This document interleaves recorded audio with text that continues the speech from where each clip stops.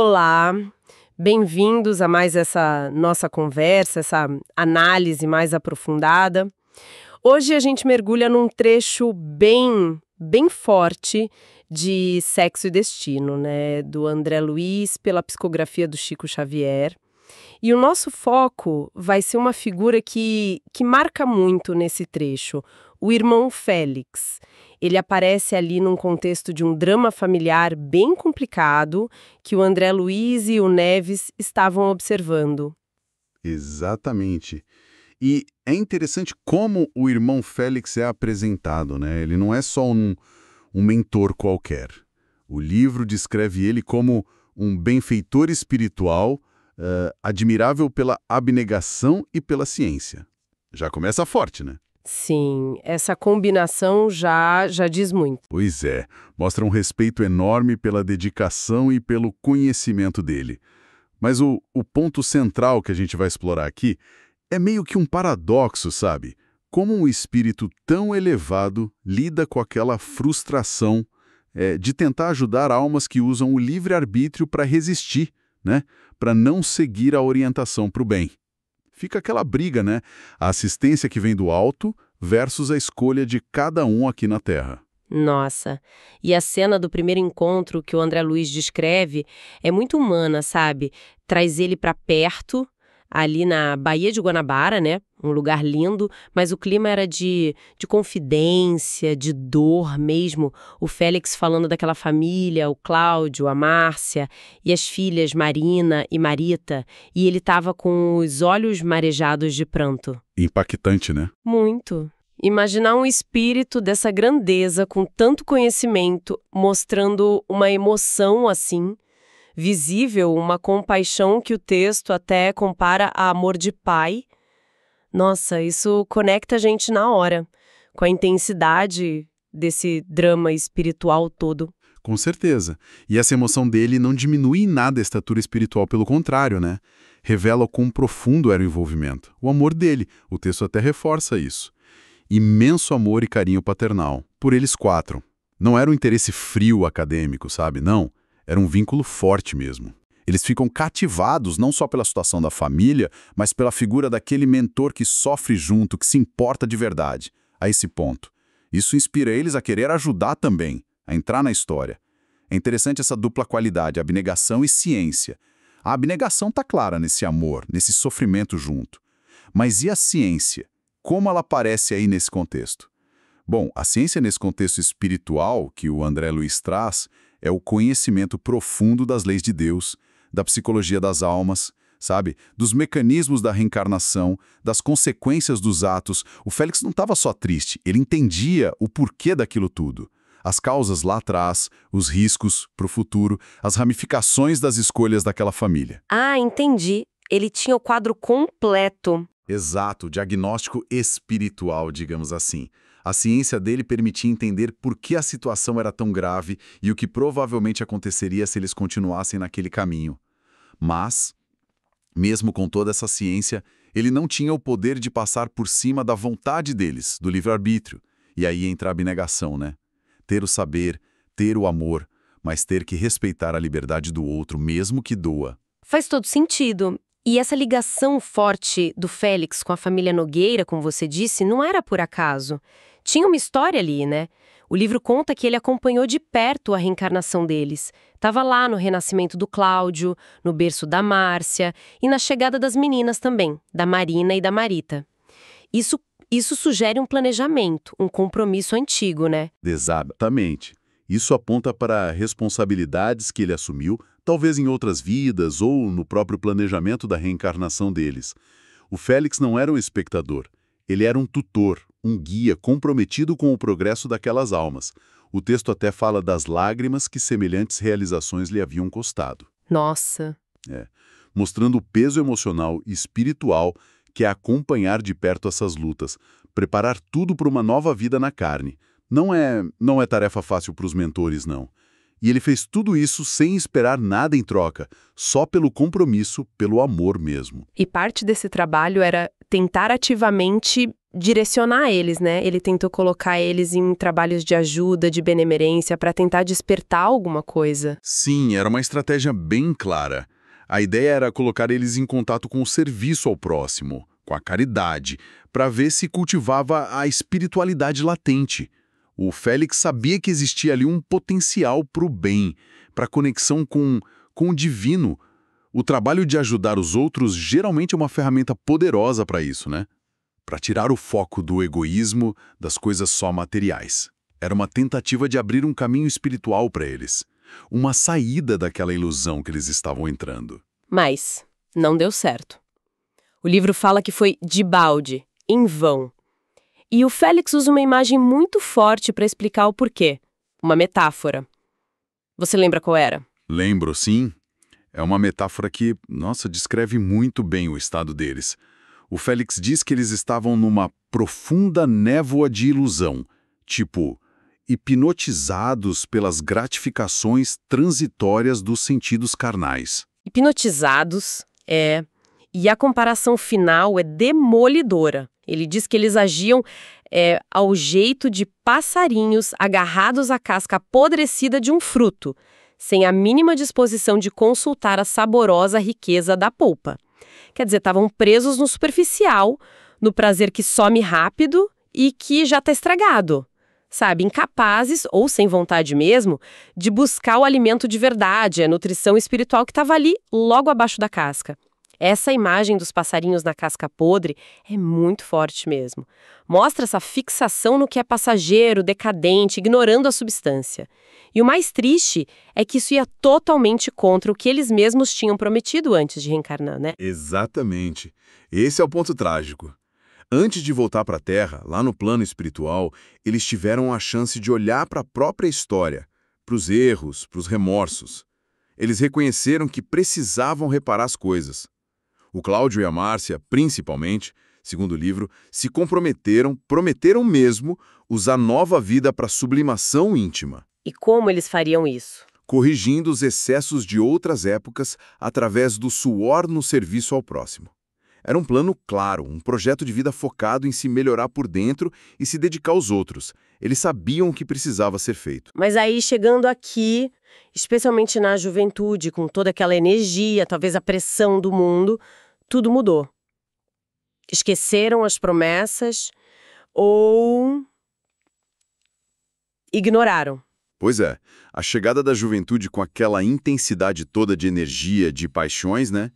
E ainda o esquecimento do passado, que é uma bênção, mas é um teste danado também, acabou sendo um desafio maior do que eles deram conta. Eles voltaram para os velhos hábitos. O texto é direto. Cláudio e Márcia elegeram o dinheiro e o sexo desgovernados por chaves dos próprios dias. Ou seja, colocaram a busca sem freio para o prazer material e sensual como objetivo da vida deles. Nossa. E essa escolha não só desviava eles do plano original, como, segundo Félix, frustravam todas as possibilidades de libertação espiritual que aquela encarnação oferecia para eles. Perderam a chance, basicamente. É aí que a frustração do Félix e dos outros ajudantes fica mais clara, né? Não foi por falta de tentar ajudar. O texto diz: empenhavam-se em auxiliá-los, mas infrutiferamente. Porque essa ajuda não funcionava. O que bloqueava? A resistência deles. E era uma resistência ativa, sabe? Não eram só passivos, eles repeliam a ajuda. O livro fala que eles resistiam a toda espécie de sugestão reparadora e repeliam qualquer projeto construtivo que vinha do plano espiritual. Era como se tivessem fechado tudo, porta, janela da alma, para qualquer coisa que tirasse eles daquele caminho que escolheram. Nossa. E essa resistência era tão forte, tão teimosa, que outros amigos espirituais, que o livro chama de nobres, que também tentaram ajudar, acabaram se afastando. Eles desistiram. O texto usa uma palavra forte: desiludidos, largando-os ao próprio arbítrio. Isso é pesado. Quer dizer que até a paciência, a dedicação dos espíritos superiores tem limite quando a teimosia no erro é tão grande. Olha, é um ponto delicado. Eu não acho que seja um limite no sentido de faltar amor, sabe? Talvez seja mais um reconhecimento de que o livre-arbítrio é soberano e que não adianta insistir quando a recusa é tão clara, tão forte. Continuar insistindo talvez fosse até ruim. Às vezes, se afastar um pouco é um jeito de deixar a pessoa sentir na pele as consequências das próprias escolhas, o que pode ser um aprendizado doloroso, mas necessário. Largá-los ao próprio arbítrio é respeitar a decisão deles, mesmo sabendo onde vai dar, e talvez esperar um momento lá na frente em que eles estejam mais abertos. O Félix, por ter laços mais profundos, ainda insistia, mas os outros viram que naquele momento a ajuda deles era impossível. E as consequências dessas escolhas, centradas no dinheiro e sexo desgovernados, não ficaram só neles dois, né? Atingiu a família toda, principalmente as filhas. Sim, sim. As escolhas do Cláudio e da Márcia tiveram um efeito dominó terrível dentro de casa.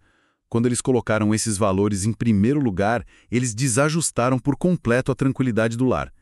E um lar sem paz, sem harmonia, sem bons exemplos, não dá a base que os filhos precisam para crescer bem, né? A Marina e a Marita, as filhas, crescendo nesse ambiente difícil, não encontraram alicerces para a felicidade real. Ficaram vulneráveis. Exato. Jovens, vulneráveis, acabaram se metendo em perigos e tentações, se colocando em risco de ganhar dolorosas marcas na alma. A falta de responsabilidade dos pais abriu a porta para os problemas das filhas. O texto também foca na rebeldia do Cláudio, né?